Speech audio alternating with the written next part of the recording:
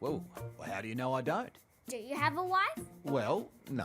So why don't you have a wife? There are many unanswered questions in life, but there are also questions with extremely difficult answers. Did you know? And little Bluey is an expert in this type of question. That's why today we're going to show you the 11 hardest questions this clever little dog has ever asked in her series. Where was I before I was born? Certainly, this is an extremely profound question that could simply be answered with, you were in mommy's tummy. But in this episode, we see that the answer to this question can be much deeper than it seems, as it can even address issues like spirituality and the biology of organisms. The funniest part is that in the Bandit episode, Bluey's dad tells her to ask him everything, and he'll answer. Very confident, right? The problem is that after the question, he simply becomes speechless and decides not to answer the little daughter. I thought you said you knew everything. I do. Ask me a question. Okay. Where was I before I was born? Yeesh. Ask me another one. But let's agree, this is really a very difficult and complex question. Bluey being Bluey, why can't she just have what she wants? The question has nothing to do with children wanting to eat something or asking their parents to buy them a toy. In fact, it was asked in a much deeper context. This was a question that Bluey asked her mother in the episode where she and Bingo meet their Aunt Brandy, whom Chili, the girl's mother, hadn't seen for 4 years. Chili tells the girls that their aunt has a desire for something she really wants but will never have, and no one can change that. At that moment, Bluey's childlike mind automatically leads her to ask, why can't she just have what she wants? The honest and true answer is that it just wasn't meant to be. This is another way of saying that there's no why, only acceptance of the fact. And in Brandy's case, it's absolutely true, since the thing she would most like to have is the ability to have a baby, just like Chili, her sister. But unfortunately, the show implies that she was born infertile, and despite her love for children, will never be able to conceive. Why can't she just have the thing she wants? Because it's not meant to be. This scene is heartbreaking and can bring tears to anyone's eyes, and the question is equally difficult and extremely profound. Why can we eat some plants and not others? This is a question from Little Bingo, but it's part of our list, and we have to admit it's a legitimate question, which doesn't make it any easier. In this particular episode, Bingo is quite inquisitive, and it seems like the little puppy's scientific mode is activated, and in this moment of inspiration, she asks Bandit why some plants, like lettuce, can be used as food, while others, like the ones we find on sidewalks and near sewers, cannot. Why are some plants food, like lettuce, but other plants aren't food?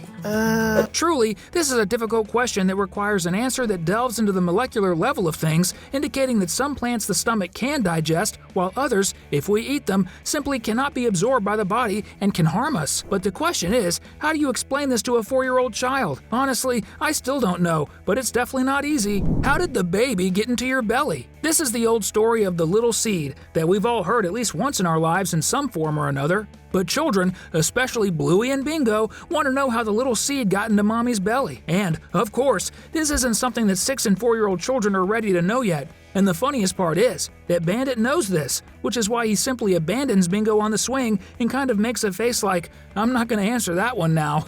We can't really blame the father of these children because, without a doubt, this is a question that deserves a lot of care in answering. And if someone says it's easy to answer, don't believe them, because it's not. At least not if you're going to explain it the right way. Who is your favorite child? Wow, definitely this is a question that shouldn't be answered in any other way than how Bandit answered Bluey. You're all my favorites. Bluey asks her dad this question, and he answers as we just mentioned. But the truth is that this question deals with extremely deep and personal matters. Look, kid, parents don't pick favorites. Why not?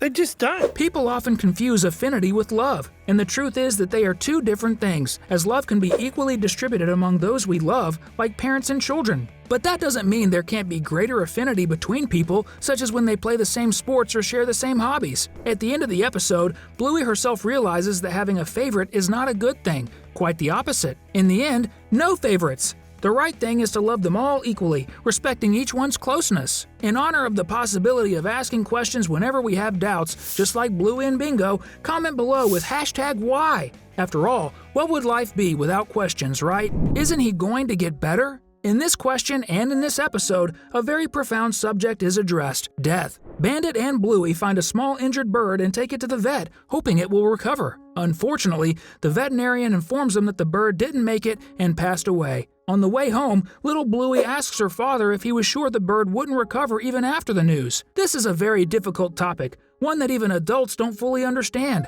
but it deserves an honest answer for children who have doubts about it, like Bluey did in this episode. In these cases, Bandit's behavior is the most appropriate: honesty. After that, it's important to try to help the child process everything correctly in their still innocent mind. Is everything made of atoms? Remember the day when Bingo was extremely curious about biological matters? Well, when her father took her to the grassy area, she asked this question. Dad, Yeah, mate. is everything in the whole world made of atoms?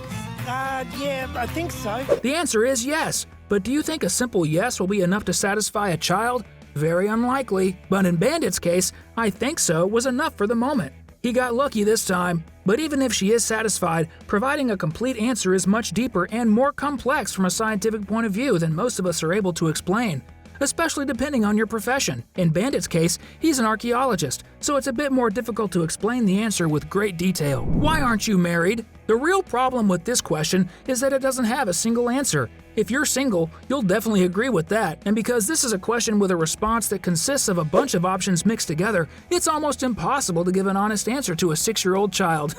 In these cases, the ideal answer is the easiest one, but children are not fools, and they can tell when someone doesn't truly answer their questions, as is the case with Bluey and her Uncle Radley, her father's older brother. Says it's because he works with oil, which obviously isn't the real reason, but he believed it would be enough to satisfy them, which wasn't quite the case. Why don't you have a wife? Whoa, well, how do you know I don't?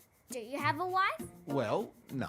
So why don't you have a wife? Is true love not forever? In the same episode, Bingo asks another question as embarrassing as the previous one, but this time to her godmother, Frisky, who is with Radley taking care of the 2 little ones. And it's embarrassing because there's a romantic vibe between Radley and Frisky, but Bingo's question is about her godmother's former boyfriend and the babysitter for that night, whom the little puppy thought was just her friend. Even though embarrassing questions are the funniest, they still need to be answered. Frisky said she thought it was true love and that it wouldn't end, but she was wrong. The end of the relationship makes it clear that she was mistaken. Is true love not forever? It is. I mean, I thought it was.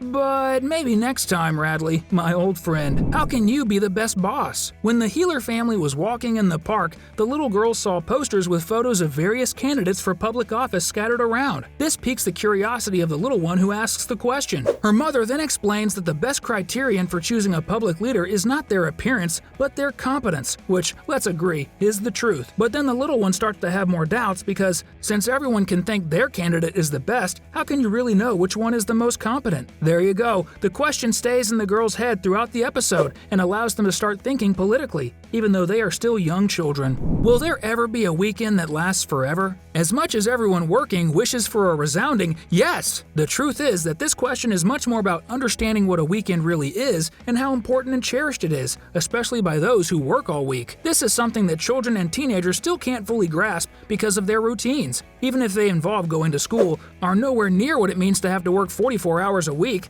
Those who understand will understand. For this reason, simply saying no as an answer to this question is quite superficial. Now, how to explain all of this we've talked about above, that's the question.